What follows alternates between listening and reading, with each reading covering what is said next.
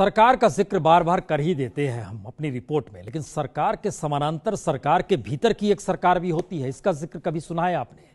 हम आपको हरियाणा लिए चल रहे हैं क्योंकि सरकार निकालती है नियुक्ति के लिए कुछ पद। सरकार के भीतर की सरकार कहती है नियुक्ति चाहिए, पैसा दीजिए तभी भर्ती करेंगे। इस रिपोर्ट में देखिए। ड्राइवर के लिए 3 लाख से 4 लाख, क्लर्क के लिए 4 लाख से 5 लाख, क्लर्क जनरल कैटेगरी में 10 lakh, grid operator 6 lakh, typing test 7 lakh, conductor भर्ती 3 लाख। जी, ये बोली है, रकम है, जो समझना है समझ लीजिए। पर हरियाणा में काबिल नौजवानों के लिए ये लिस्ट ही सब कुछ है, क्योंकि हरियाणा में सरकारी नौकरी के लिए इतनी रकम तो आपको देनी होगी। तय कर दी गई है रकम, और खट्टर सरकार के अपने ही कर्मचारी इन रकम को तय कर रहे हैं, जो हरियाणा स्टाफ सिलेक्शन बोर्ड में बैठकर सीएम की नाक के नीचे अपनी सरकार चलाते हैं। समानांतर सरकार, निशाने पर ग्रुप सी और डी के अभ्यर्थी होते हैं। गिरोह के तार हरियाणा सिलेक्शन बोर्ड से लेकर सचिवालय तक फैले। पुलिस के मुताबिक अनिल कुमार और उसके सहयोगी मेरिट में आए लोगों के नंबर देख लिया करते थे। जो शख्स पास हो रहा होता था उसका पता और साथ ही फोन नंबर निकाल लिया जाता था और वो दलालों को दे दिया जाता था।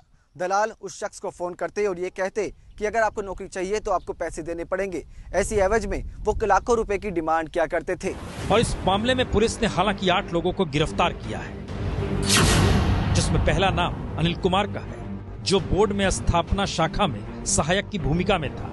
दूसरा नाम सुभाष शर्मा का, जो सीक्रेट ब्रांच में सुपरिटेंडेंट था। सुखविंदर और रोहताश नाम के असिस्टेंट भी इसमें शामिल थे। आईटी एनालिस्ट पुनीत और हरियाणा सचिवालय में तैनात सुरेंद्र भी इस गिरोह में शामिल थे। बलवान शर्मा और धर्मेंद्र नाम के प्राइवेट कॉन्ट्रैक्टर को भी पुलिस ने गिरफ्तार किया, जो हरियाणा सरकार में मैन पावर सप्लाई करते हैं। पुनीत क्योंकि वो आईटी सेल में काम कर रहा था, वो धर्मेंद्र को पास ऑन करता था, जो कि मैन पावर सप्लायर है। धर्मेंद्र का आगे 3 और व्यक्तियों से कॉन्टैक्ट था, जो कि आगे अपने और सोर्सेज को, किसी का सोनीपत में, जींद में, कि जी ये लड़का जहाँ का उसका एड्रेस है वहाँ पे अपने किसी दोस्त को बोलता था कि ये फलाने का सिलेक्शन मैं करवा सकता हूँ, तो उसको कंड्यूट में लेके आते थे।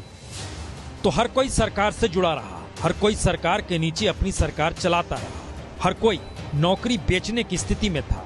जिसने पैसे दिए वो सरकारी नौकर बना दिया गया, जो नहीं दे पाया उसकी सीट किसी दूसरे को बेच दी गई। यह भी समझ लीजिए।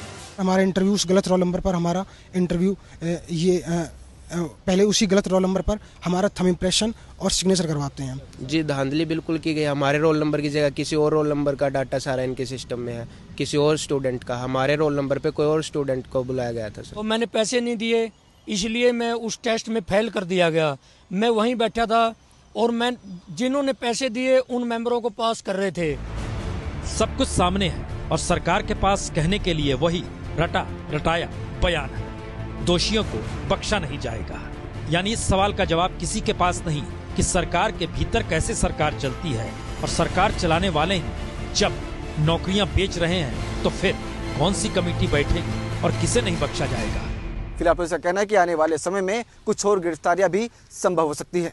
कैमरा से रवीश पांडे के साथ विवेक शर्मा, एबीपी न्यूज, पंचकुला।